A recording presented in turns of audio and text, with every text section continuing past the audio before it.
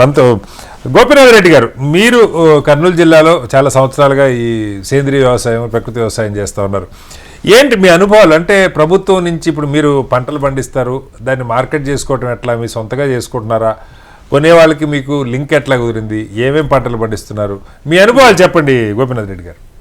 Sir, నా పేరు Gopinath Reddy sir. మాది కర్నూలు జిల్లా ఊరకల్ మండలం ఉప్పల్పాడు గ్రామం సార్. ఓకే. గత 12 సంవత్సరాలుగా ఈ ప్రకృతి వ్యవసాయం చేస్తున్నాము. ప్రధానంగా మేము పసుపు, ఆనియన్స్ ఎక్కువగా పండించి అమ్ముతుంటాం సార్. ఈ పసుపు అనేది రకాన్ని బట్టి దాని కలర్, స్మెల్, నాణ్యత అనేది డిసైడ్ అవుతుంది సార్.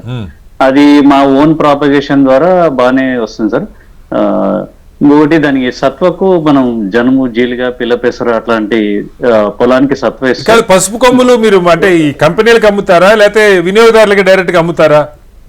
ఇప్పుడు మేము డైరెక్ట్ ఇక్కడ మాకు లోకల్ సీకేఎం ప్రైజ్ పవర్ లో ఫస్ట్ ఇనిషియల్ 1-2 ఇయర్స్ ఇక్కడ ఓన్ గా 1/4 kg అట్లా ప్యాకింగ్ చేసి అమ్మాం సార్. తర్వాత మార్కెట్ లో పబ్లిసిటీ, చిన్న చిన్న అవార్డ్స్ రావడం, పేపర్స్ లో, వీడియోలో అట్లా రావడం వల్ల పబ్లిసిటీ వచ్చి బాగా సేల్ అవుతుంది సార్. లాస్ట్ ఇయర్ మేము 25 క్వింటాల్స్ దాకా అమ్మాము.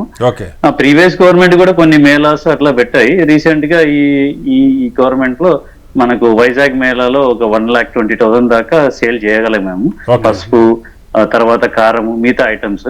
అండ్ మళ్ళీ ఇంకో అవకాశం మన రీసెంట్ గా హైదరాబాద్ లో రాష్ట్రపతి భవన్ శీతాకాలం సమావేశం అప్పుడు మాకు కూడా అవకాశం ఇచ్చారు.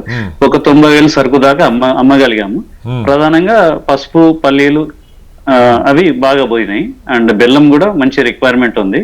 అండ్ పసుపు ఏంటంటే ప్రధానంగా మంచి టార్గెట్ చేస్తాం, కలర్, స్మెల్, యూనిక్నెస్ ఉన్నందుకు బాగా మార్కెట్ లో ప్రాపగేట్ అయ్యి వెళ్తుంది. సో మీరు ఆనియన్ కూడా దేశీయ వెరైటీ, మీకు మా ఓన్ ప్రాపగేషన్ ఎక్కువ సార్. బ్రాండింగ్ అయితే ఏం లేదు. ఒక చిన్న షాప్ పెట్టుకున్నాం గోవింద న్యాచురల్స్ అని, బట్ బ్రాండ్ నేమ్ పైన ఏం సేల్ చేయట్లేదు. మా ఓన్ బ్రాండ్ పైన పోతుంది. ఇంకోటి తెలంగాణ గవర్నమెంట్ నుంచి మేము సర్టిఫికేషన్ తెచ్చుకున్నాము. ఇప్పుడు 3rd ఇయర్ సర్టిఫికేషన్ లో ఉన్నాము. కానీ ప్రకృతి వ్యవసాయం చేయబట్టి 12 ఇయర్స్ అయింది. సర్టిఫికేట్ చూసి కొనే వాళ్ళు చాలా తక్కువ సార్.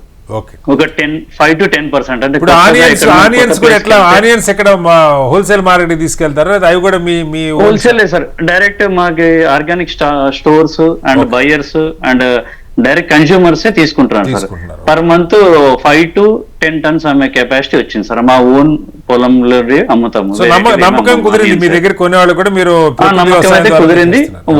వాల్యూమ్ అయితే పర్లేదు సార్, వెళ్తుంది. కానీ గవర్నమెంట్ ప్రాపగేషన్ ఇంకా చేయాలి. ఇట్లా మేలాస్ అనేది ఎక్కువ పెట్టాలి.